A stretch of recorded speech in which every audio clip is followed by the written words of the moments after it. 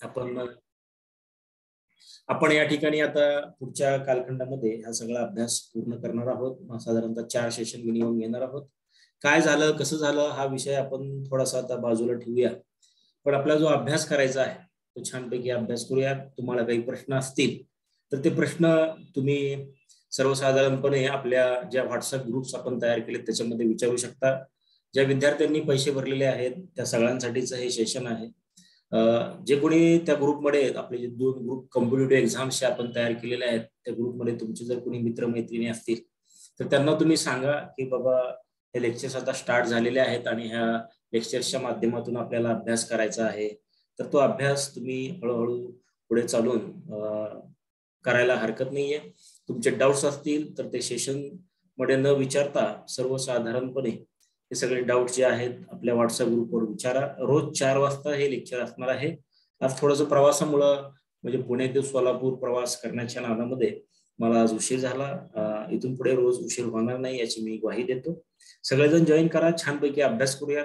अभ्यासाला पर्याय एकच आहे, अधिक अभ्यास, आणि तो अधिक अभ्यास आपल्याकडून होणं अपेक्षित आहे. तर विद्यार्थी मित्रांनो, मला वाटतं की आपण आता अभ्यासाला सुरुवात करूया, छानपैकी अभ्यास करूया.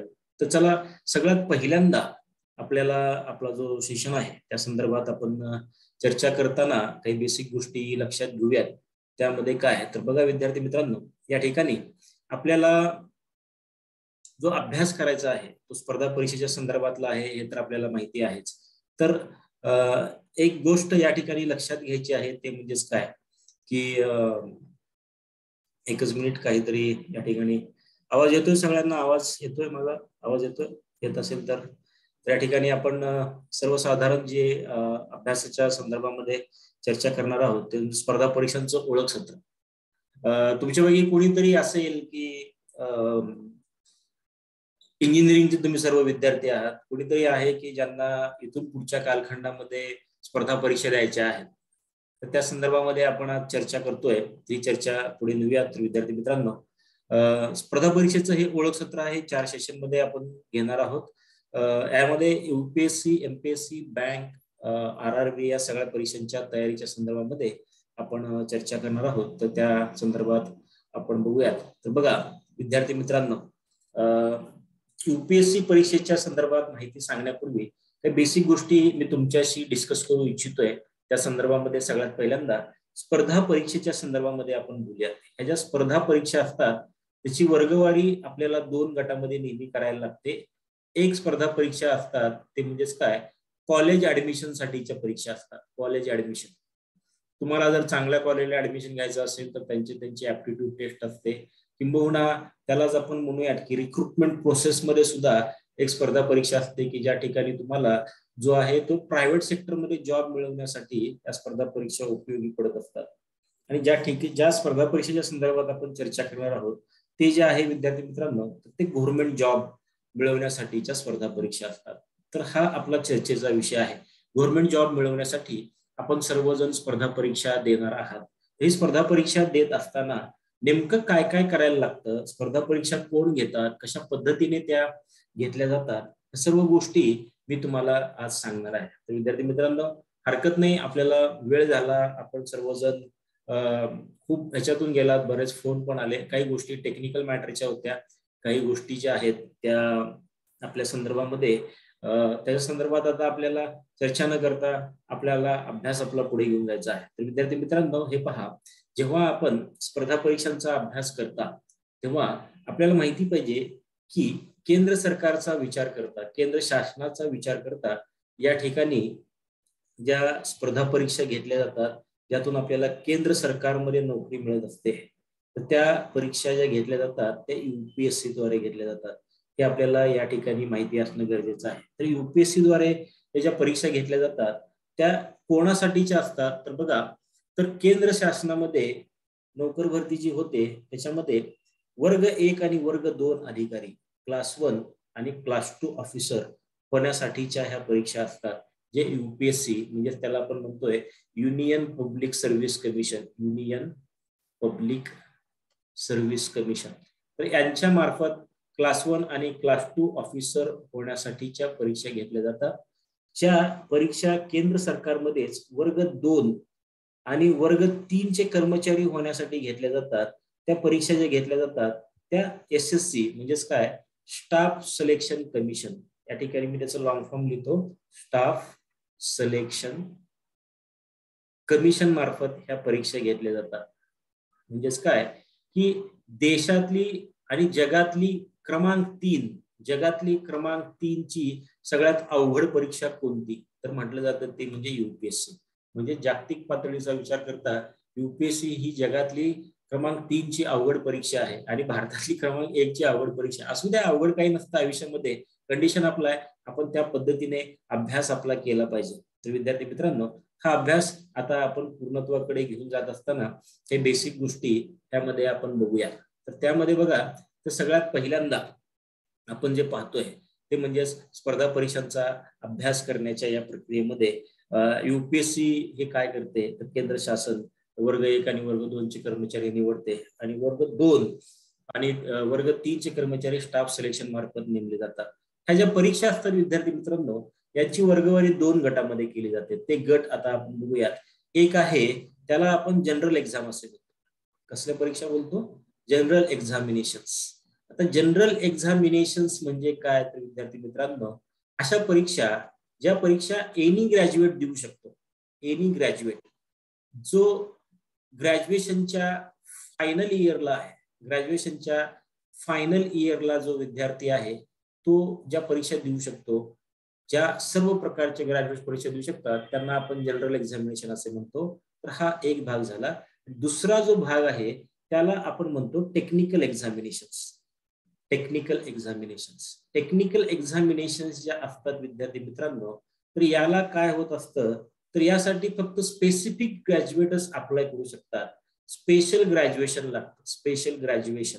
अशा 2 कॅटेगरीमध्ये सर्व प्रकारच्या परीक्षा विभागलेल्या असतात. उदाहरणार्थ या ठिकाणी जर मी तुम्हाला म्हणालो IES, तर याला आपण काय म्हणतो, इंडियन इंजिनिअरिंग सर्व्हिसेस. तुमच्या बाबतीमध्ये इंडियन इंजिनिअरिंग सर्व्हिसेस. तर आता ह्या परीक्षा कोण देऊ शकतो, जो ऑलरेडी BEच्या फायनल इयरला आहे, BE फायनल इयरला आहे, तीच व्यक्ती ही परीक्षा देऊ शकते. किंबहुना आपल्याला माहिती असेल IFS, याला आपण काय बोलतो, इंडियन फॉरेस्ट सर्व्हिस. त्यांना आपण काय म्हणतो, इंडियन फॉरेस्ट सर्व्हिसेस. मग ह्या परीक्षा कोण देऊ शकतात, ज्यांच्या ग्रॅज्युएशनला बायोलॉजी हा विषय होता किंवा जे BAMS चे ग्रॅज्युएट्स आहेत, हे सर्व लोक ह्या परीक्षा देऊ शकतात. अशा परीक्षा ज्या फक्त स्पेसिफिक ग्रॅज्युएशन झालेले विद्यार्थी देऊ शकतात, त्यांना आपण टेक्निकल एक्झामिनेशन असे म्हणतो. अशा परीक्षा ज्या एनी ग्रॅज्युएट देऊ शकतात त्याला आपण जनरल एक्झामिनेशन असे म्हणतो. तर विद्यार्थी मित्रांनो, या ठिकाणी अभ्यास करत असताना, स्पर्धा परीक्षांचा अभ्यास करत असताना नेहमीसाठी आपण या ठिकाणी जो आता पुढचा संबंध कालखंड अभ्यास करणार आहोत तो आहे जनरल एक्झामिनेशनचा. जनरल एक्झामिनेशन्स मध्येच आपण या ठिकाणी नेमकं काय अभ्यास करायचा याच्या संदर्भात पाहणार आहोत. बघा, या ठिकाणी जी सगळ्यात मोठी आणि आवडती जनरल एक्झामिनेशन घेतली जाते UPSCद्वारे, तिला आपण CSE असे म्हणतो. तिला सिव्हिल सर्व्हिसेस एक्झाम असे आपण म्हणतो. CSE, civil services examination. ही जी एक्झामिनेशन आहे विद्यार्थी मित्रांनो, ही परीक्षा याच्याद्वारे जी पदे भरली जातात, जवळपास 19 प्रकारची पद असतात, ज्यामध्ये IAS, IPS, IFS, IRS हे 4 पद हे खूप महत्वाचे मानले जातात. इंडियन ऍडमिनिस्ट्रेटिव्ह सर्व्हिसेस, याच्यामध्ये जिल्हाधिकारी असतो. इंडियन पोलीस सर्व्हिसेस, कमिशनर आपला असतो. Indian forest service, Indian revenue service. आता याच्यामध्ये मग परत 2 भाग असतात.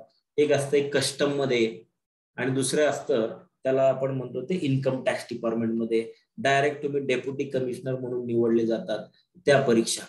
तर ह्या सर्व परीक्षांचा बाप परीक्षा म्हणजे ही CSE परीक्षा, सिव्हिल सर्व्हिसेस एक्झामिनेशन, याच्या संदर्भात आपण माहिती घेणार आहोत. तर ही माहिती घेत असताना विद्यार्थी मित्रांनो, तुम्हाला माहिती असेल तुमच्या सगळ्यांना हे पुस्तक दिलेलं आहे बघा. ज्यांनी ज्यांनी फीस भरलेली आहे त्या सगळ्यांना स्पर्धा परीक्षा ओळख सत्र असं लिहिलेलं आहे. सत्र म्हणजे सेमिनार. त्याच्यामध्ये मार्गदर्शिका आणि नोंद वही दिलेली आहे. त्याच्यामध्ये सगळ्यात पहिल्यांदा तुमच्याकडे ते असेल तर काढा. त्यामध्ये तुमच्या लक्षात येईल, आपण जेव्हा त्यातल्या पान नंबर 3 कडे जातो तेव्हा त्या ठिकाणी ही जी परीक्षा आहे CSE परीक्षा जी आहे तिचं सिलेबस दिलेला आहे. त्या परीक्षेच्या संदर्भामध्ये तुम्हाला लक्षात येईल की ती परीक्षा कशी घेतली जाते. परीक्षेचे टप्पे त्या ठिकाणी दिलेले आहेत. तर ही परीक्षा देत असताना 3 टप्पे ह्या परीक्षेचे असतात. एक आहे पूर्व परीक्षा, त्या पुस्तकामध्ये पण आहे, तुम्ही ते पाहू शकता तुम्हाला दिलेल्या बुकमध्ये. पूर्व परीक्षा ही 400 गुणांची असते, 400 मार्क्सची असते. ही परीक्षा क्वालिफाय झाल्यानंतर, ही परीक्षा तुम्ही जेव्हा क्वालिफाय होता किंवा ही परीक्षा जेव्हा तुम्ही पास होता तेव्हा तुम्हाला द्यायला लागते मुख्य परीक्षा. म्हणजे सर्वसाधारणपणे मुख्य परीक्षेला कोण अपियर होतो, जो क्वालिफाय होतो ते अपियर होतो. क्वालिफाय कोण होतो याचा काही कट ऑफ काही असतो का, तर नाही. जर समजा 1000 जागांसाठी जर युपीएससीची परीक्षा झाली असेल तर सर्वसाधारणपणे त्या जागेच्या 10 पट विद्यार्थी मुख्य परीक्षेला क्वालिफाय करतात. म्हणजेच 10,000 विद्यार्थी हे मुख्य परीक्षा देत असतात. ही मुख्य परीक्षा, पण फॉर्म भरणारे विद्यार्थी किती असतात, कदाचित 10 लाख विद्यार्थी पण पूर्व परीक्षेचा फॉर्म भरलेले असतील, पण ह्या 10 लाखापैकी किती क्वालिफाय होतील, 1000 जागा जर डिक्लेअर असतील युपीएससीच्या तर 10,000 विद्यार्थी हे मुख्य परीक्षा देण्यासाठी त्या ठिकाणी क्वालिफाय झालेले असतात. आता ह्या मुख्य परीक्षा, ही मुख्य परीक्षा किती गुणांची असते तुमच्या सगळ्यांना माहिती असेल. माहिती नसेल तर ते तुम्हाला जे बुक दिलेलं आहे त्या बुक मध्ये सांगितलेलं आहे, परत एकदा बघा. ते 1750 मार्काची मुख्य परीक्षा असते. ही मुख्य परीक्षा, त्यात विषय कुठले आहेत, काय काय आणि त्या संदर्भात आपण या ठिकाणी चर्चा करणार तर आहोतच. पण ही 1750 मार्काची परीक्षा असते. ही संबंध लेखी परीक्षा असते, रिटन टेस्ट असते. ह्या परीक्षेतून हे 1000 पदं आहेत. समजा या ठिकाणी 1000 जागा आहेत. 1000 जागेपैकी सर्वसाधारणपणे 10,000 मुलांनी परीक्षा दिली तर जागेच्या तिप्पट म्हणजे 1000च्या तिप्पट म्हणजे सर्वसाधारणपणे 3000 विद्यार्थी हे मुलाखतीस पात्र ठरतात. मुलाखतीस पात्र ठरतात. आणि ही जी मुलाखत आहे, सगळ्यांची जी मुलाखत घेतली जाते ही 175 गुणांची मुलाखत असते. किती गुणांची असते, 175 गुणांची मुलाखत असते. तर हे 175 गुणांची मुलाखत, 1750 मार्काची मेन्स अधिक 175 मार्काची मुलाखत, जे टोटल मार्क झाले ते किती झाले तर सर्वसाधारणपणे आपल्याला सांगता येईल तर म्हणजेच हे 2025 मार्क झाले. तर हे 2025 मार्कामध्ये तुमचं मग फायनल सिलेक्शन होतं. तुम्ही दिलेला कट ऑफ म्हणजे तुम्ही दिलेला प्रिफरन्स आणि ते मार्क त्याच्यानुसार तुम्हाला मग ते पद मिळत असतं. अशा पद्धतीची जी परीक्षा असते ती युपीएससीची परीक्षा असते. हिचा सिलेबस जो आहे, तिची माहिती जी आहे, ती सगळी माहिती जी आहे ती त्या बुकमध्ये दिलेली आहे, ती तुम्ही आज वाचणं अपेक्षित आहे. विद्यार्थी मित्रांनो, त्यानंतर आपल्याला बाकीच्या परीक्षेच्या संदर्भामध्ये माहिती घ्यायची आहे, ती म्हणजे एमपीएससी. सेम युपीएससी प्रमाणे एमपीएससी म्हणजेच महाराष्ट्र लोकसेवा आयोग.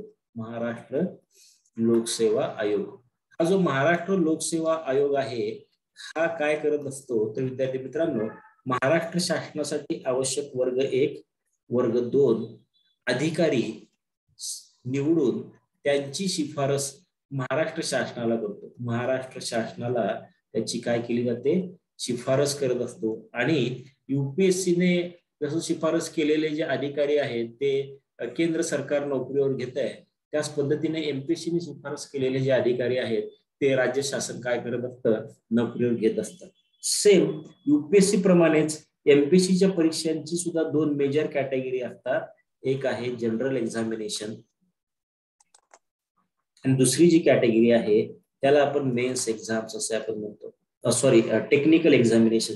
टेक्निकल एक्झामिनेशन म्हणजे स्पेशल ग्रॅज्युएट त्या परीक्षेत देऊ शकतात. त्या कुठल्या कुठल्या परीक्षा असतात, जनरल मध्ये पण कुठल्या असतात आणि टेक्निकल मध्ये कुठल्या असतात ते आपण माहिती करून घेऊयात. आता पहिल्यांदा तुम्ही इंजिनिअरिंगचे विद्यार्थी आहेत म्हणून मी तुम्हाला टेक्निकल एक्झामिनेशनची माहिती सांगतो. त्याच्यामध्ये विद्यार्थी मित्रांनो एक असतं त्याला महाराष्ट्र इंजिनिअरिंग सर्व्हिसेस असे आपण म्हणतो.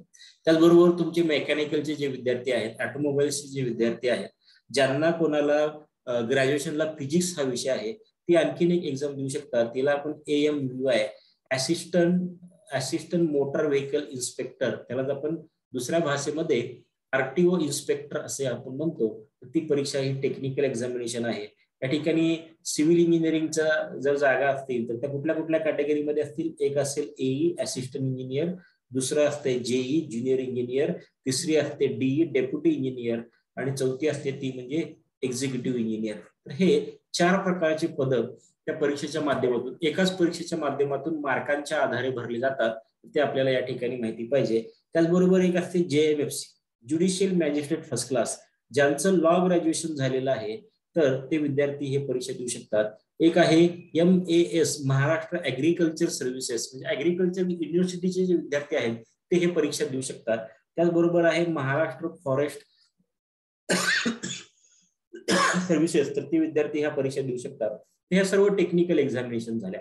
याशिवाय ज्या मेजर जनरल एक्झामिनेशन MPSC घेते त्याच्यामध्ये पहिली आहे, तिला आपण राज्यसेवा असे म्हणतो. राज्यसेवेमार्फत जवळपास 19 प्रकारचे क्लास 1 निवडले जातात, ज्याच्यामध्ये उपजिल्हाधिकारी, त्यांना आपण काय म्हणतो डेप्युटी कलेक्टर, त्याचबरोबर तहसीलदार, त्याचबरोबर DYSP, त्यालाच आपण पोलीस उपाधीक्षक असं आपण म्हणतो, पोलीस उपाधीक्षक. त्याचबरोबर विद्यार्थी मित्रांनो यामध्ये इतर पद असतात, ज्याच्यामध्ये BDO, त्याचबरोबर डेस्क ऑफिसर मंत्रालयामध्ये, त्याचबरोबर MFS म्हणजे महाराष्ट्र फायनान्स मध्ये जे येणार आहे त्याला कॅफो आपण म्हणतो, चीफ अकाउंटंट फायनान्स ऑफिसर. अशी 19 प्रकारचे पद एकाच परीक्षेमार्फत भरले जातात.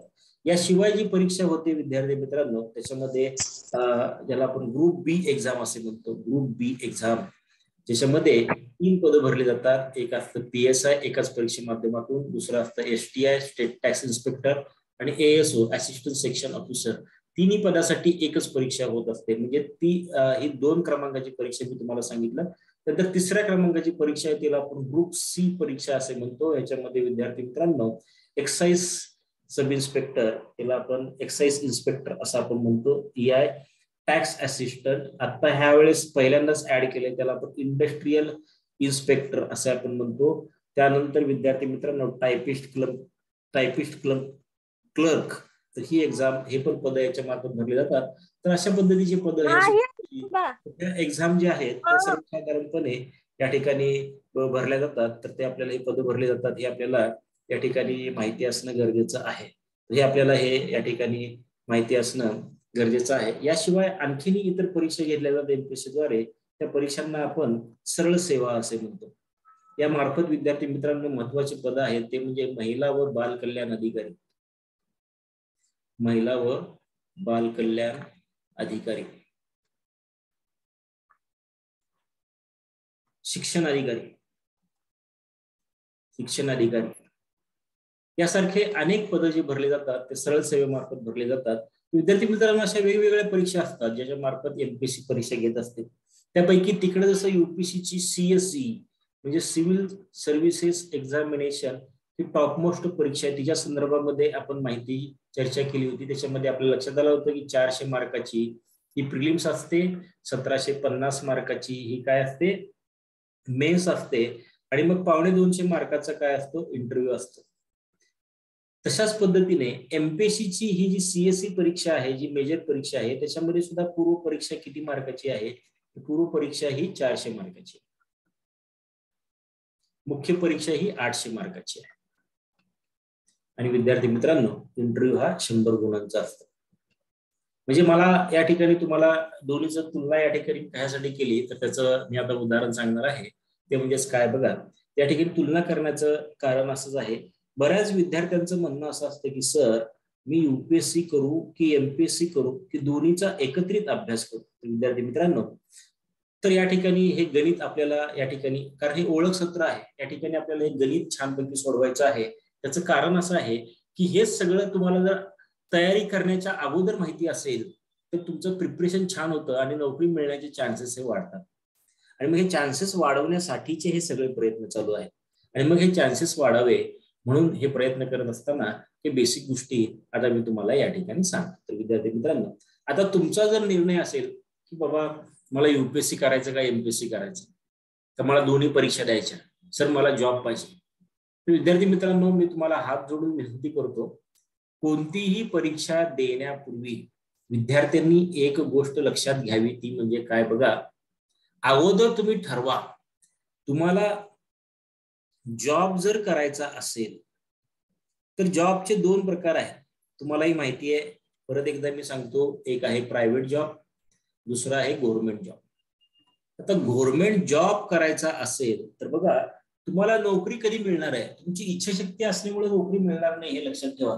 तुम्हाला नोकरी मिळणार आहे, तुम्हाला ती नोकरी मिळवण्यासाठीची जी स्पर्धा परीक्षा द्यायची आहे, त्या स्पर्धा परीक्षेचा अभ्यास पूर्ण झाला, स्पर्धा परीक्षेचा अभ्यास पूर्ण झाला की तुम्हाला ती नोकरी मिळणार आहे, हे विसरून चालणार नाही. मग आता जर कोणाला वाटत असेल की मला या ठिकाणी IAS व्हायची आहे, तर काय करायला लागेल IAS होण्यासाठी? मला सांगा बरं. तर IAS होण्यासाठी मला करायला लागेल तो अभ्यास. तो अभ्यास करताना मग माझा अभ्यास हा कोणता लवकरात लवकर संपेल, लवकरात लवकर अभ्यास कोणता संपेल, लवकरात लवकर अभ्यास कोणता संपेल हे तुम्हाला माहिती पाहिजे.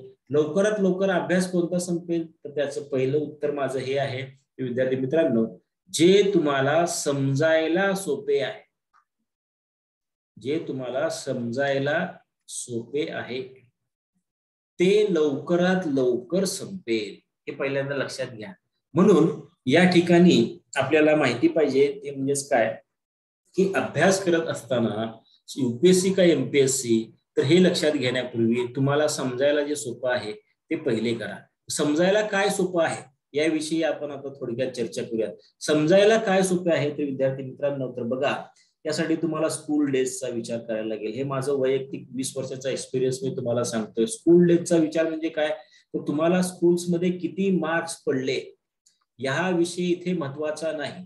तर बघा, आपल्या स्कूल ह्या 3 प्रकारच्या असतात. एक आहे स्टेट बोर्ड. मी माझं मत तुमच्यावर थोपवत नाही, माझा अनुभव तुम्हाला सांगतोय. दुसरं असतंय CBSE, तिसरं असतंय ICSE. तिन्ही पैकी एका बोर्ड मध्ये आपण शिकलेले आहात. स्टेट बोर्ड मध्ये परत आणखीन 2 विषय आहेत. एक आहे सेमी, नसेल तर मराठी. मराठी नसेल तर महाराष्ट्रामध्ये आणखीन 7 भाषांमध्ये शाळा चालवल्या जातात. त्याच्यामध्ये कन्नड, गुजराती, तमिळ या सगळ्या लँग्वेज पण येतात. त्यापैकी कुठलीही एक तुमची असू शकते, पण शक्यतो आपण सगळे महाराष्ट्रातले आणि मग सोलापूर, लातूर, उस्मानाबाद हे आजूबाजूच्या जिल्ह्यातले जे माणसं आहोत तर मराठीतून शिकत असतो. आणि सेमी मध्ये सुद्धा 2 विषय असतात, ते आपल्याला माहिती आहे. एक असतो तो म्हणजे सायन्स आणि दुसरा असतो तो म्हणजेच आपल्याला मॅथ्स. हे 2 विषय जे आहेत हे इंग्लिश मधून असतात, बाकी सगळं आपण मराठीत शिकत असतो. तर माझं वैयक्तिक पर्सनल मत असं आहे, ज्यांचं स्टेट बोर्ड मधून शिक्षण झालंय त्यांनी पहिल्यांदा MPSC ची तयारी करा. माझं वैयक्तिक मत. MPSC ची तयारी ही सर्वसाधारणपणे 900 गुणांची आहे, सिलेक्शनची 900 मार्क्स. मग हे लवकरात लवकर अभ्यास तुमचा होईल ना. मला वाटतं की हा अभ्यास तुमचा लवकरात लवकर होईल. हा अभ्यास लवकरात लवकर झाला याचा अर्थ काय आहे, याचा अर्थ असा आहे की जॉब तुम्हाला लवकर मिळेल. ज्यांचं CBSE आणि ICSE मधून झालंय त्यांचं इंग्लिश मधलं समजणं सोपं जातं. म्हणून मग मला वाटतं की UPSC चा विचार यांनी करायला हरकत नाही, कारण संबंध जी परीक्षा आहे ती साधारणतः 2025 गुणांची आहे. आणि याच्यातून तुम्हाला निवडण्यासाठी म्हणजे अभ्यास करण्यासाठी, कारण तुम्हाला मराठी नसल्यामुळे, कारण या ठिकाणी एक बेसिक गोष्ट लक्षात ठेवायला लागते, ती म्हणजेच काय बघा विद्यार्थी मित्रांनो, MPSC चा पेपर काढताना पेपर काढणारा जो परीक्षक आहे तो मराठीतल्या पुस्तकांचा वापर जास्त करतो. UPSC चा पेपर काढणारा जो परीक्षक आहे तो इंग्लिश मधले बुक्स वापरत असतो. म्हणजे या ठिकाणी हे गणित लक्षात घेऊनच आपल्याला अभ्यास करायला लागतं, नाही मग प्रॉब्लेम येतो. म्हणून मी हे तुम्हाला सांगतोय. तर बघा, UPSC की MPSC, स्टेट बोर्ड वाल्यांनी प्लीज पहिल्यांदा MPSC करा आणि मग जे CBSE किंवा ICSE शाळेतले आहेत त्यांनी डायरेक्ट UPSC करायला हरकत नाही. पहिलं मत, या सगळ्या मतांना एकत्र करून मग तुम्हाला अभ्यास करायचा आहे. ओळख करून घेणार आहे आपण 4 दिवसामध्ये या सगळ्या सत्राची, त्यामुळं टेन्शन पण नका घेऊ, सगळ्या गोष्टी छानपैकी समजतील, त्याकडे आपण जाऊयात. तर बघा, MPSC का UPSC त्यातला पहिला पॉईंट सांगितला मी तुम्हाला. दुसरा पॉईंट, MPSC का UPSC, जर तुम्ही मराठी मीडियमचे आहात मात्र इंग्लिश समजायला अवघड जात नाही तुम्हाला, इंग्लिश थोडं थोडं बोलता पण येतं, बोललेलं 100% समजतं, थोडक्यात इंग्लिश मूवी पाहायला गेलात आणि त्या ठिकाणी तो मूवी जर तुम्हाला पूर्ण समजत असेल पाहिल्यानंतर, 100% नाही 80% जरी समजत असेल तर तुम्हाला युपीएससी करायला हरकत नाही. मराठी मीडियम शाळेतले आहात मात्र इंग्लिश तुम्हाला समजायला 100% अडथळा नाही,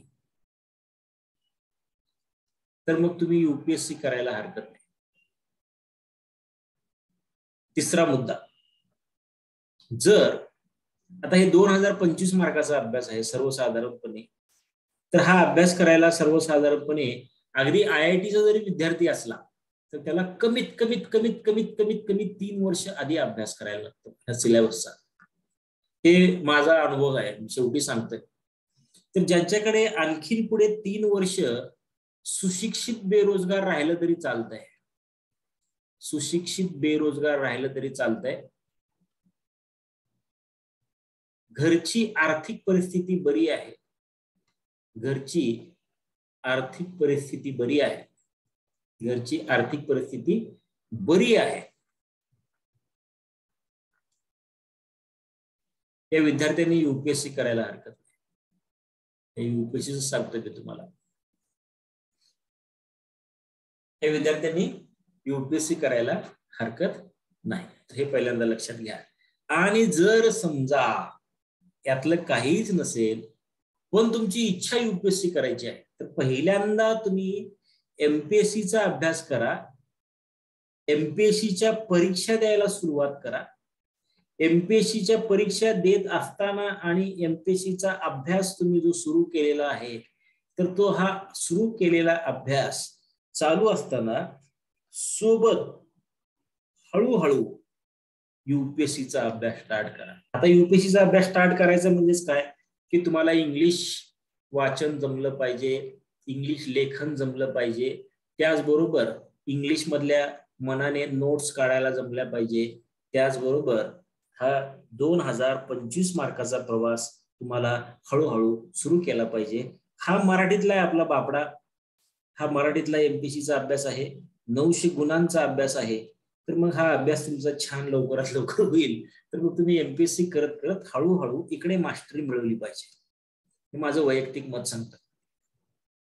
आणि जर युपीएससीचा हा कार्यक्रमच अवघड वाटतोय, आपण एमपीएससी ठरलंय सर आपलं, असं असेल तर मग परत या ठिकाणी तुम्ही इंजिनिअरिंगचे विद्यार्थी आहात म्हणून परत 2 प्रवाह या ठिकाणी येतात. टेक्निकल एक्झाम, टेक्निकल एक्झाम मध्ये तुम्हाला जे परीक्षा द्यायची आहे त्याच्यामध्ये एक येते Maharashtra engineering services. Maharashtra engineering सर्व्हिसेसचा विचार करताना विद्यार्थी मित्रांनो, तुमचे जे 8 सेमचा अभ्यास आहे तो अभ्यास तुम्हाला ऑब्जेक्टिव्ह पद्धतीने आतापासून चालू करायचा आहे. आणि मग या अभ्यासाच्या सोबत जो जनरल एक्झामचा अभ्यास आहे, जनरल एक्झामचा अभ्यास काय असतो हे सगळं आपल्याला पाहायचं आहे, पण आज फक्त आपण इंट्रोडक्शन करून घेणार आहोत. हा जो जनरल एक्झामचा जो अभ्यास आहे, हा अभ्यास आपल्याला या ठिकाणी हळूहळू वाढवावा लागणार आहे. हा अभ्यास वाढवण्यासाठीचा भाग आपल्याला पहिल्यांदा करावा लागणार आहे जनरल एक्झामिनेशनचा. आणि मग जनरल एक्झामचा हळूहळू अभ्यास, हळूहळू, आणि हा जो तुमचा कॉलेजचा 1st to 8th सेमिस्टर आहे, ऑब्जेक्टिव्ह पद्धतीने हा जोरात अभ्यास. हा जोरात अभ्यास कशाचा करायचा, तर यासाठी तुम्हाला एमपीएससी ची वेबसाईट पाहायला लागेल.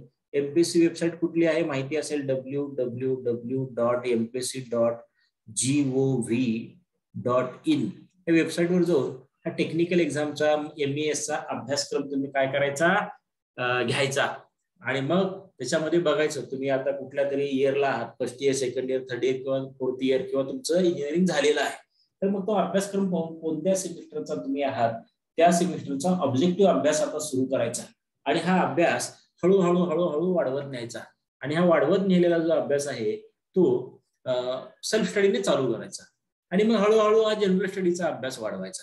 पण हा जनरल स्टडीचा अभ्यास करत असताना सुद्धा काही बेसिक गोष्टी तुम्हाला माहिती पाहिजे. ते म्हणजेच काय, त्याच्यामध्ये जे सब्जेक्ट्स आहेत, म्हणजे युपीएससी काय आणि एमपीएससी काय, यातले कॉमन सब्जेक्ट्स तुम्हाला करायला लागतात पहिल्यांदा. कॉमन सब्जेक्ट त्या संदर्भात आपण बोलणार आहोत 4 दिवसामध्ये. त्या कॉमन सब्जेक्ट्सवर तुम्हाला भर द्यायला लागतं आणि मग तुमचा अभ्यास हा हळूहळू हळूहळू पुढे न्यायला लागतो. तर विद्यार्थी मित्रांनो, हे 2 मेजर घटक झाले. एक आपण पाहिलं की युपीएससीच्या संदर्भातली थोडक्यात माहिती, आणि दुसरी आपण पाहिली की म्हणजे एमपीएससीच्या संदर्भातली थोडक्यात माहिती. तर ह्या दोन माहिती थोडक्यात आपण पाहिल्यानंतर आता आणखीन एक बँक एक्झाम आहेत ज्याच्या संदर्भात आपल्याला माहिती घ्यायला लागेल. तर बँक एक्झाम तुम्ही द्याव्या त्या संदर्भात पण आपण चर्चा करूया. तर विद्यार्थी मित्रांनो, तर बघा युपीएससी एमपीएससी नंतर बँक एक्झामची माहिती घेत असताना हे बेसिक गोष्टी तुम्हाला या ठिकाणी लक्षात येणं गरजेचं आहे. तर ते काय बघूया. तर बघा, तर ज्यांना नोकरीची खूप गरज आहे, नोकरीची खूप गरज आहे, ज्यांना असं वाटतंय की 6 महिने अभ्यास केला की मला लगेच जॉब पाहिजे, 6 महिन्यानंतर लगेच जॉब पाहिजे, आता मी जास्त वेट करू शकत नाही जॉब मिळवण्याच्या संदर्भात, ते बँक एक्झाम कडे येऊ शकतात. पण या ठिकाणी मग कोण कोण परीक्षा द्याव्यात. तर बघा, आता ज्यांचं ज्यांचं इंग्लिश ग्रामर चांगलं आहे, ज्यांचं मॅथ्स चांगलं आहे आणि ज्यांचे मेंटल एबिलिटी चांगले आहे, मेंटल एबिलिटी, फक्त किती विषय महत्वाचे आहेत या ठिकाणी, 1 2 3 विषय महत्वाचे आहेत. आणि हे सर्व विषय त्यांना इंग्लिश मधून तयारी करताना पूर्ण समजतात. 6 महिन्यात जॉब पाहिजे आणि मग रोज साधारणतः 4 तास आपला जो चालू अभ्यास आहे कॉलेजचा सोडून जे अभ्यास करायला तयार आहे त्या सगळ्यांनी बँक एक्झाम द्यायला हरकत नाही. कारण बँक एक्झामचा सिलेबस हा खूप सोपा आहे. त्याच्यामध्ये फरक आहे, एमपीएससी युपीएससी बँक सगळं एकत्रच करतो म्हटलं तर चालत नाही. कारण बघा, बँक एक्झाम सुद्धा 2 टप्प्यामध्ये होत असते. 100 गुणांची जी असते ती पूर्व परीक्षा असते. ती पूर्व परीक्षा जी असते इतर एक्झाम पेक्षा वेगळी कशी आहे. तर बघा, युपीएससी आणि एमपीएससी या 2 परीक्षांचा विचार करता तुमच्या लक्षात येत असेल की याच्या विचारलेल्या प्रश्नाला विचारलेले जे ऑप्शन आहेत उत्तराचे, हे 4 ऑप्शन आहेत. मात्र बँक एक्झामचा विचार करता तुमच्या लक्षात येईल ते म्हणजेच काय, तर विद्यार्थी मित्रांनो त्याला 5 ऑप्शन्स विचार दिलेले असतात. याचा अर्थ काय, या ठिकाणी करावा लागणारा उत्तराचा विचार आणि प्रश्न विचार हा नक्कीच वेगळा आहे. कशापेक्षा, युपीएससी एमपीएससी पेक्षा.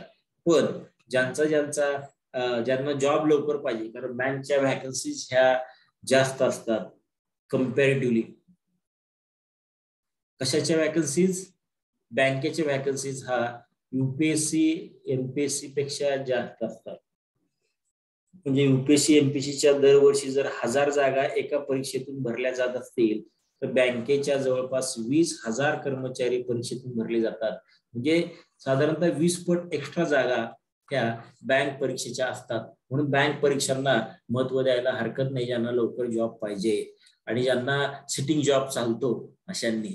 तर या ठिकाणी विद्यार्थी मित्रांनो, बँक एक्झाम मध्ये आणखी एक चांगली गोष्ट काय आहे, पूर्व आणि मुख्य परीक्षेचा विचार करता पूर्व परीक्षा फक्त 3 विषयांची आहे. ऑलरेडी आपण चर्चा केलेली आहे, ते विषय पण आपण पाहिलेले आहेत. कुठले कुठले, इंग्लिश समजण्याच्या भाषेत लिहितोय, मॅथ्स आणि रिझनिंग.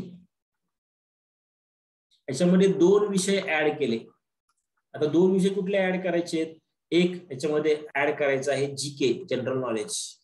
त्याच्यामध्ये पण एक विषय मोठ्या प्रमाणात करायला लागतो, तो कुठला आहे, इकॉनॉमिक्स. दुसरा विषय करायला लागतो तो म्हणजे कॉम्प्युटर. कॉम्प्युटर्स मध्ये पण काय करायचं तुम्हाला, इन्फॉर्मेशन टेक्नॉलॉजी. हा इन्फॉर्मेशन टेक्नॉलॉजी हे एक्स्ट्रा जर तुम्ही केलं विद्यार्थी मित्रांनो, तर बघा हे 2 विषय ऍड केले, वरचे 3 + 2 बरोबर टोटल 5 विषय हे मुख्य परीक्षेला असतात. आणि मग याच्यावरच तुमचा रिझल्ट येतो आणि बँक मध्ये तुम्हाला जॉब मिळू शकते. बँकेमध्ये जे परीक्षा आहे जॉब मिळवण्याच्या त्या संदर्भात जर आपण चर्चा केली विद्यार्थी मित्रांनो, 3 प्रकारच्या परीक्षा असतात. एक क्लेरिकल, सगळे ग्रॅज्युएट ही परीक्षा देऊ शकतात. दुसरी असते त्याला आपण प्रोबेशनरी ऑफिसर असे म्हणतो, सगळे ग्रॅज्युएट परीक्षा देऊ शकतात. तिसरी असते त्याला टेक्निकल ऑफिसर असे म्हणतो. टेक्निकल ऑफिसरला फक्त टेक्निकल ग्रॅज्युएट परीक्षा देऊ शकतात. ज्यांचं कम्प्युटर झालेलं आहे, ज्यांच्या ग्रॅज्युएशनला कम्प्युटर हा एक विषय होता, तर ते विद्यार्थी ह्याच्यामधली जी परीक्षा देऊ शकतात त्याला आपण म्हणतो ते म्हणजेच काय, तर IT officer. IT officer class 1चं पद आहे. ही परीक्षा कॉम्प्युटरवाले देऊ शकतात. ज्यांचं ऍग्रिकल्चर ग्रॅज्युएशन झालेलं आहे, ऍग्रिकल्चर, ते विद्यार्थी जी परीक्षा देऊ शकतात त्याला आपण एओ ऍग्रिकल्चर ऑफिसर असं म्हणतो. ज्यांचं एमबीए झालेलं आहे, एमबीए, ते मार्केटिंग ऑफिसर परीक्षा देऊ शकतात. तर विद्यार्थी मित्रांनो, त्यांचं लॉ झालेलं आहे, ते बँकेतले लॉ ऑफिसर असतात. तर ह्या ज्या परीक्षा आहेत, ह्या परीक्षांना आपण टेक्निकल ऑफिसर क्लास 1 असं आपण म्हणतो. प्रोबेशनरी ऑफिसर म्हणजे बँकेतले जे असिस्टंट मॅनेजर असतात ते डायरेक्ट सिलेक्शन, आणि क्लरिकल आपण गेल्यानंतर आपला जो सगळा व्यवहार असतो तो क्लरिकलशी असतो. तर ह्या 3 परीक्षा असतात. या ठिकाणी याची जर मुख्य परीक्षा सोडली, टेक्निकल ऑफिसरची मुख्य परीक्षा जर सोडली, तर तिन्ही ज्या परीक्षा आहेत, पूर्व आणि मुख्य, सिलेबस सेम आहे. पूर्वला 3 विषय, मुख्यला 5 विषय, आणि टेक्निकल ऑफिसरला त्यांच्या ग्रॅज्युएशनचा एक एक्स्ट्रा पेपर. अशा पद्धतीने ही परीक्षा असते बँक एक्झाम्स. तर त्या बँक एक्झामची माहिती पण तुम्हाला कुठल्याही परीक्षेचा निर्णय घेण्याच्या अगोदर असणं अपेक्षित आहे, कारण त्या सगळ्या अभ्यासाच्या आधीच तुम्ही निर्णय घ्या की मी परीक्षा द्याव्यात कुठल्या. तो उगीच माझ्या मित्रांनी फॉर्म भरला, माझ्या मैत्रिणीने फॉर्म भरला, माझ्या घरच्यांनी मला सांगितलं की बाबा तू आता अभ्यास कर म्हणून मग मी फॉर्म भरला, असं नका करू. अगोदर अभ्यास करा, ओळख करून घ्या, युपीएससी काय म्हणते, एमपीएससी काय म्हणते, बँक एक्झाम काय म्हणतात, आणि मग त्यानंतर मग विद्यार्थी मित्रांनो तुम्हाला ठरवायचं आहे. त्या याशिवाय आणखी काही परीक्षा आहेत. या ठिकाणी मी म्हटलं बघा, आरआरबी म्हणजे काय, रेल्वे रिक्रुटमेंट. आणि मग याशिवाय इतरही परीक्षा असतात. त्या सर्व परीक्षांचा अगोदर अभ्यास करा. आता या परीक्षांचा अभ्यास करणे म्हणजेच काय, त्या सर्व परीक्षांचा अभ्यास करणे म्हणजे सगळ्यात पहिल्यांदा तुम्हाला बघायचं आहे त्या परीक्षेची पात्रता. पात्रता म्हणजे काय, तुम्ही त्या परीक्षेसाठी अर्ज करू शकता का. त्यानंतर दुसऱ्यांदा तुम्हाला पाहायचं आहे ते म्हणजेच त्या परीक्षेचा अभ्यास करा.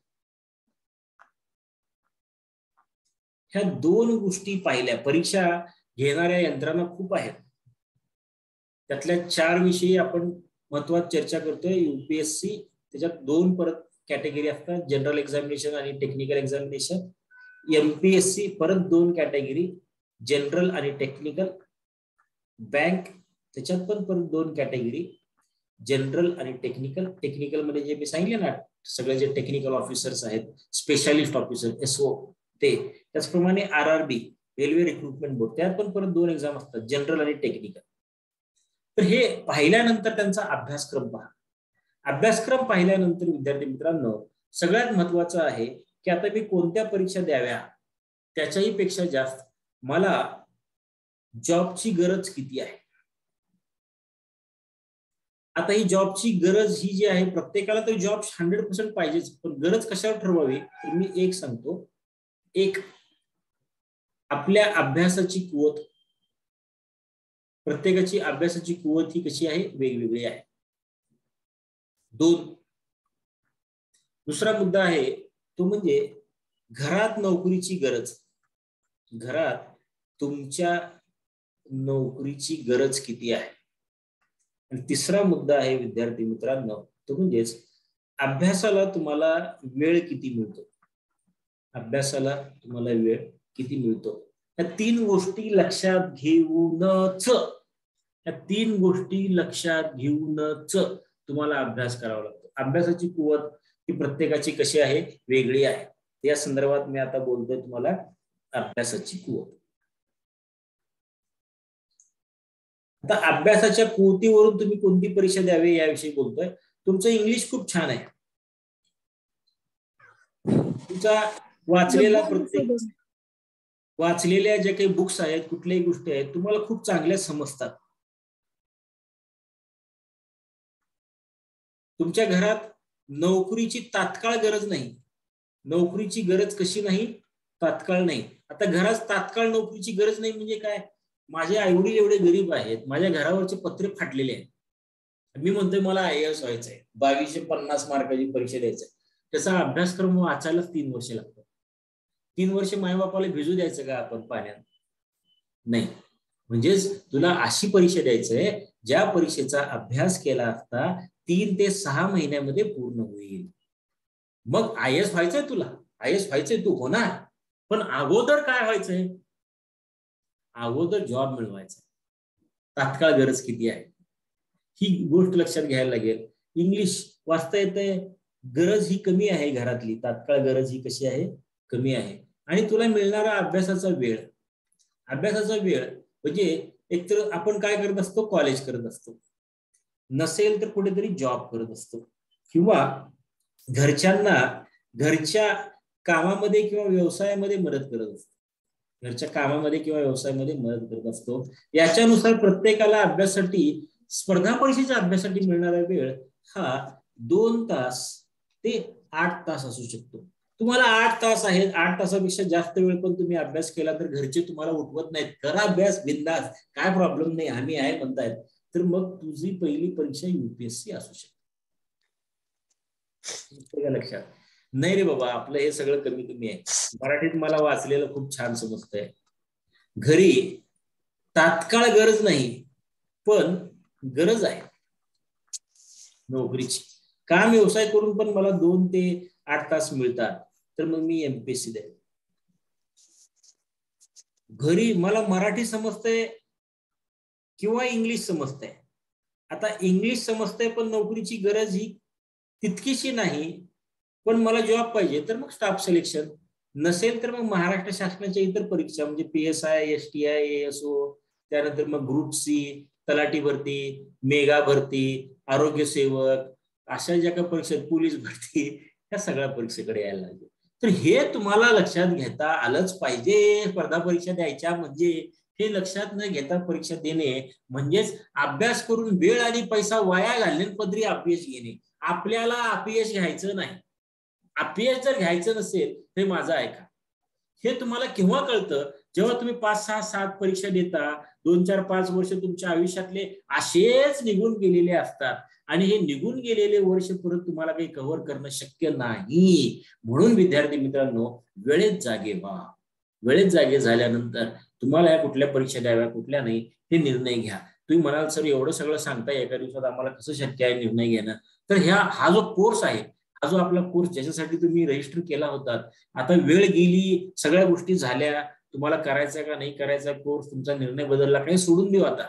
कारण जशा काही चुका आमच्याकडून झाल्या, जे की म्हणजे लॉकडाऊन आल्यामुळे, बाकी काही विषय नाही, की मधला काळ आपण जेव्हा रजिस्टर केलात कोर्सला, तेव्हा कुठला लॉकडाऊन किंवा कुठला कोरोना हा विषय आपल्याकडे नव्हता. हा आता आपल्याकडे आलेला विषय आहे. मधल्या काळामध्ये ह्या सगळ्या गोष्टी आहेत, काही तांत्रिक बाबी होत्या, मी तुमच्याशी शेअर नाही करू शकत, पण मी ठरवलं माझा लॉस खूप प्रॉफिट हो, आपण कमिटमेंट केली होती कोर्स घ्यायची, आपण कोर्स घेऊया, कम्प्लीट करूया. करून किमान जे इच्छुक लोक आहेत, किमान ज्या विद्यार्थ्यांना भविष्यामध्ये स्पर्धा परीक्षा द्यायच्या किंवा जे आता सध्या स्पर्धा परीक्षेकडे गेलेत, तर त्यांचा वेळ वाचावा, त्यांचे पैसे वाचावेत. म्हणजे बघा, नेहमीसाठी लक्षात ठेवा, सोलापूरमध्ये अभ्यास केला, पुण्यात अभ्यास केला, मुंबईत अभ्यास केला, दिल्लीत अभ्यास केला म्हणून पास होतोय, हा विषय जरा डोक्यातून काढून टाका. अभ्यास केला म्हणून पास होतो, गाव कधी पास होत नसतो, राव पास होत असतो. राव म्हणजे अभ्यास करणारी व्यक्ती. मग तुम्हाला राव व्हायचं असेल तर स्पर्धा परीक्षांची सुरुवात करताना, मे बी तुमच्यापैकी काही जणांनी स्पर्धा परीक्षा द्यायला सुरुवात केलेली असेल, तर त्याकडे आपण नंतर जाऊयात. तुमचा अभ्यास चालू आहे ते असू द्या, पण ह्या गोष्टी ज्या की आता 4 दिवसामध्ये मी तुम्हाला सांगणार आहे, त्यासोबत जर तुम्ही थोड्याशा स्वतःला पडताळून बघितल्या, तर तुम्हाला आतून आवाज येईल, तुम्ही ही परीक्षा द्यावी, मग तुमचं जॉब मिळण्याची प्रक्रिया ही खूप चांगली होईल आणि ती व्हावी, म्हणून मी या ठिकाणी चालतोय. रेल्वे रिक्रुटमेंट बोर्डनुसार ज्या वेगवेगळ्या परीक्षा आहेत त्या खूप आहेत, तर यांचाही तुम्हाला परीक्षा कुठल्या असतात याचा वैयक्तिक पातळीवर अभ्यास करावा लागेल. याच्यामध्ये आणखीन परीक्षा ज्या आहेत त्या म्हणजे आपल्याला माहिती असेल ते म्हणजे बघा, की आपले आर्म फोर्सेस आहेत. आर्म फोर्सेस म्हणजेच काय, की आपल्याला माहिती असेल संरक्षण दल. संरक्षण दलामध्ये काय काय तुम्हाला माहिती आहे?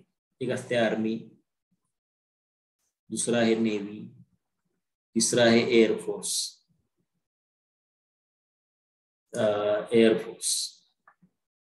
याच्यासाठी CDS ही एक परीक्षा असते, त्यानंतर OTA ही एक परीक्षा असते, किंवा मग शॉर्ट सर्व्हिस कमिशन यांच्यासाठी पण वेगवेगळ्या परीक्षा असतात. ह्या परीक्षा कुठल्या आहेत, ज्यांना तिकडे जायची इच्छा आहे ते पण तुम्ही बघूया, संरक्षण दलामध्ये जाण्यासाठी ऑफिसर म्हणून जाण्यासाठीच्या परीक्षा असतात, त्या कुठल्या आहेत त्याची तुम्ही माहिती घेणं या ठिकाणी अपेक्षित आहे. त्याचबरोबर तुम्हाला माहिती असेल की जर तुम्हाला बार्कमध्ये सायंटिस्ट म्हणून काम करायचं असेल किंवा तुम्हाला इस्रोमध्ये काम करायचं असेल, त्याच्यासाठी सुद्धा स्पर्धा परीक्षा घेतल्या जातात. त्या कुठल्या असतात म्हणजे बघा, काही स्पर्धा परीक्षा जेव्हा घेतल्या जातात त्यासाठी बेसिक 3-4 गोष्टी या सगळ्या परीक्षेसाठी कॉमन आहे. उदाहरणार्थ इंग्लिश, आता या ठिकाणी इंग्लिश लिहितो तेव्हा याचा संबंध इंग्लिश ग्रामरशी असतो. त्याच्यानंतर दुसरा विषय असतो मॅथ्स.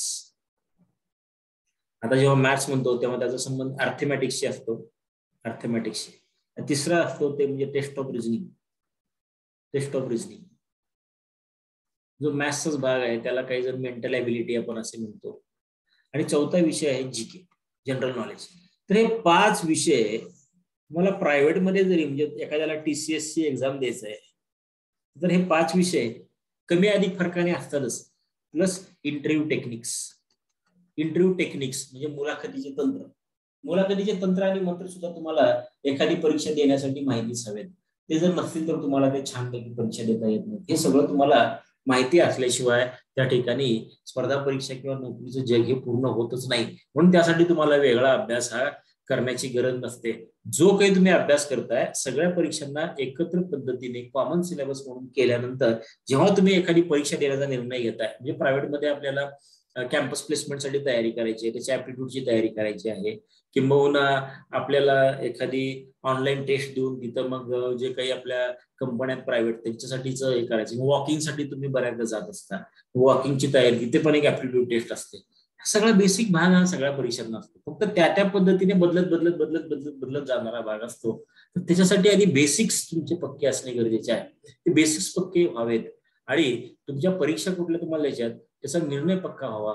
म्हणून हा सगळा अट्टहास आपण या ठिकाणी करतोय आणि हे सगळं तुम्हाला समजून घ्यायचं आहे. म्हणजे बघा, तुम्हाला हे जे बुक दिलेलं आहे पुस्तकामध्ये मी तुम्हाला सांगितलेलं आहे त्याच्यामध्ये तुमच्याकडे ते बुक असेलच. तर यामध्ये परीक्षांची माहिती जी दिलेली आहे साधारणतः पान नंबर 37. जे या ठिकाणी पुस्तकाचं नाव जे तुम्हाला दिलंय मी सांगतो, स्पर्धा परीक्षा ओळख सत्र. स्पर्धा परीक्षा ओळख सत्र म्हणजे पुस्तक तुम्हाला तुम्ही फीस भरल्यानंतर मिळालेलं आहे. त्याच्यामधलं पेज नंबर 37, पेज नंबर 37 पर्यंत जवळपास 8 परीक्षांचे सिलेबस दिलेले आहेत. किती एक्झामचे? 8 एक्झाम्स, त्यांचे अभ्यासक्रम दिलेले आहेत. हे सगळे जे अभ्यासक्रम आहेत हे अभ्यासक्रम तुम्ही आज पाहणार आहात.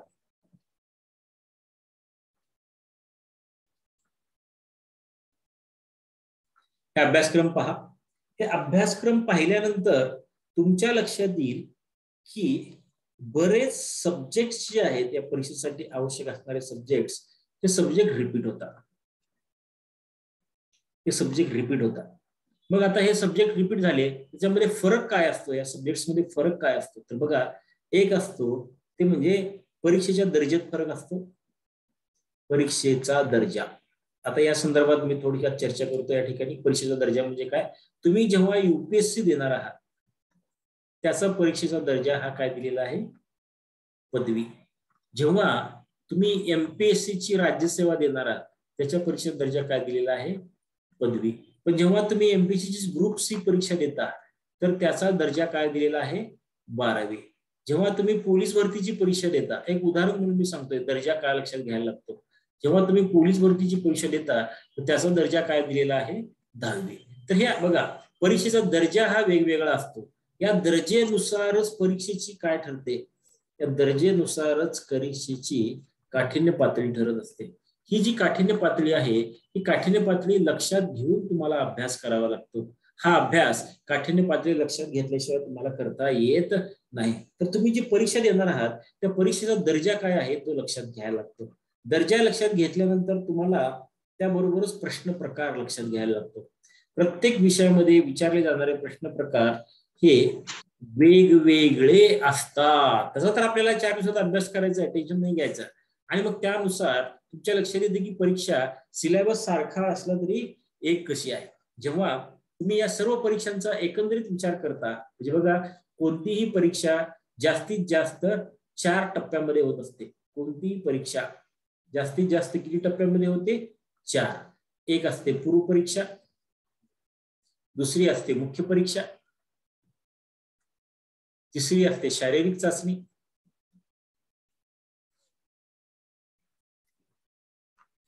आणि चौथी असते मुलाखत. 4 टप्प्याची परीक्षा कोणती? PSI. पूर्व परीक्षा असते, मुख्य परीक्षा असते, फिजिकल द्यायला लागते आणि मुलाखत करून. काही परीक्षेचे टप्पे 3 असतात. किती टप्पे असतात? 3 टप्पे. पूर्व परीक्षा, दुसरी असते मुख्य परीक्षा, तिसरी असते मुलाखत. 3 टप्प्यातून परीक्षा होत असते. काही परीक्षा असतात त्याचे 2च टप्पे असतात. एक असते पूर्व परीक्षा, दुसरी असते मुख्य परीक्षा.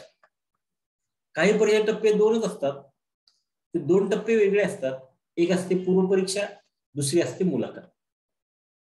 हे गणित समजून घ्या. कोणत्या परीक्षेला 4 टप्पे आहेत, कोणत्या परीक्षेला 2 टप्पे आहेत. काही परीक्षा एकच टप्प्याची असते. फक्त मुलाखतीवर तुमचं सिलेक्शन होतं. तुम्ही ज्या परीक्षेची तयारी करताय त्या परीक्षेचे टप्पे, तुमच्याकडे असणारा वेळ, तुम्ही केलेला अभ्यास, या सगळ्या गोष्टी तुम्हाला लक्षात घ्यायलाच लागतात. ह्या जर लक्षात नाही घेतल्या तर मित्रांनो आपल्याला अभ्यास करणं हे अवघड जातं. हे कधी लक्षात घ्यायचंय? तयारी करण्यापूर्वी. तयारी सुरू झाल्यानंतर समजतच, पण ते 100% समजतच असं नाही. विद्यार्थी मित्रांनो, टप्पे परीक्षेचे किती असू द्या, दर्जा परीक्षेचा काही असू द्या, काही विषय सगळ्या परीक्षांना, पूर्व परीक्षा, मुख्य परीक्षा या सगळ्यांना धरून कॉमन असतात. तर ते कॉमन विषय कोणते कोणते आहेत? तर बघा, या ठिकाणी आपण पहिल्यांदा लँग्वेजेसचा विचार करूया. लँग्वेजेसचा विचार करता मराठी आणि इंग्रजी ह्या 2 विषयाचं आपल्याला जे विचारलं जातं, व्याकरण आणि शब्दसंग्रह, सगळ्या परीक्षेला कॉमन असतं. फक्त काठिण्य पातळीनुसार हे बदलले जातात. त्यानंतर गणिताचा भाग असतो, गणिती. गणितीमध्ये 2 भाग. एक म्हणजे या ठिकाणी मी तुम्हाला सांगतो अंकगणित, आणि दुसरा भाग असतो तो म्हणजे बुद्धिमत्ता चाचणी.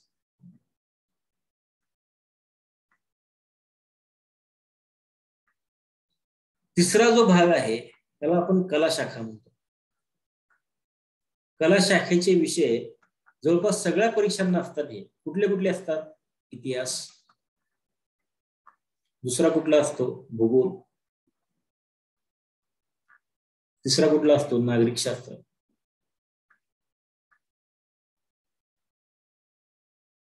चौथा कुठला असतो?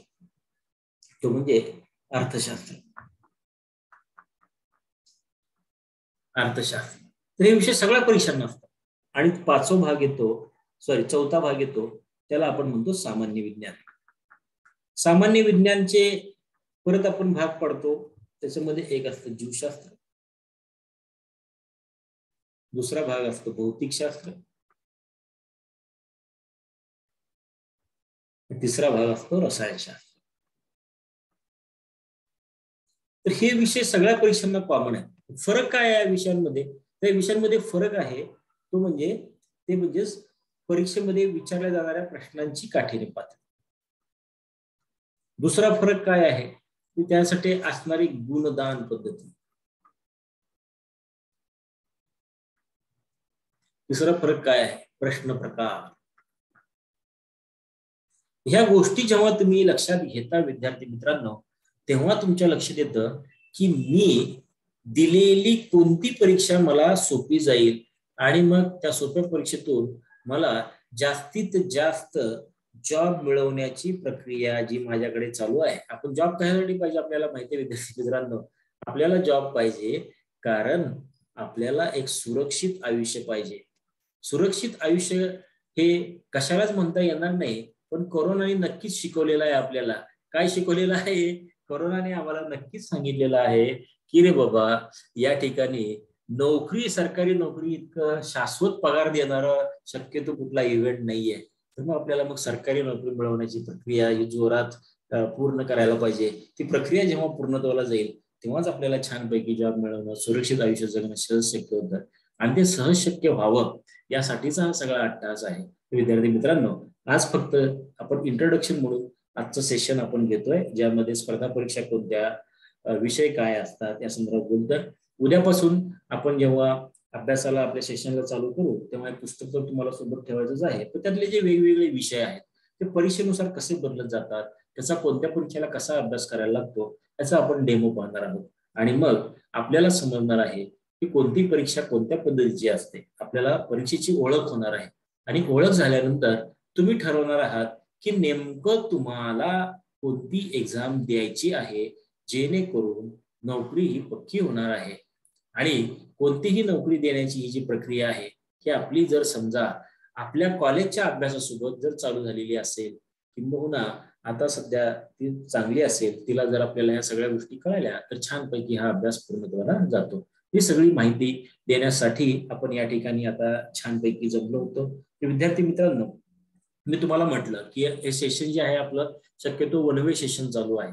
त्याचं कारण असं आहे की आपल्याला कमी वेळेमध्ये मॅक्सिमम गोष्टी कव्हर करायच्या आहेत. तुम्ही सगळेजण जे जॉईन झालेले आहात ते आपल्या व्हॉट्सअपच्या लिंकच्या माध्यमातून जॉईन झालेले आहात. विद्यार्थी मित्रांनो, तुमचे आजच्या सेशन विषयी किंवा इतरच्या संदर्भामध्ये काही प्रश्न असतील तर ते सर्व प्रश्न आपल्या व्हॉट्सअप ग्रुपवर टाका.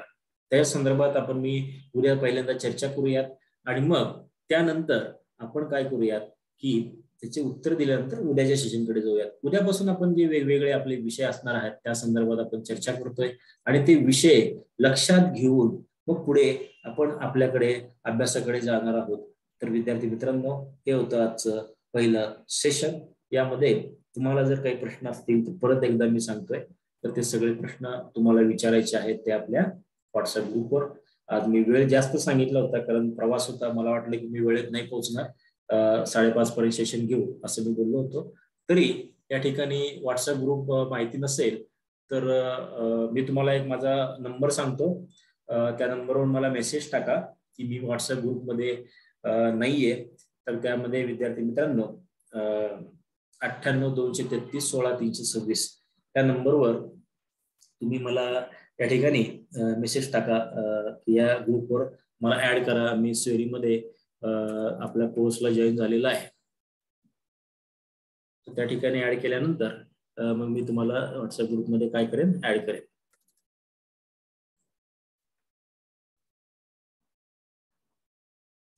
त्या ग्रुपमध्ये सगळ्यांनी टाका, नंबर दिलेला आहे चॅट बॉक्समध्ये, तर सगळ्यांनी टाका.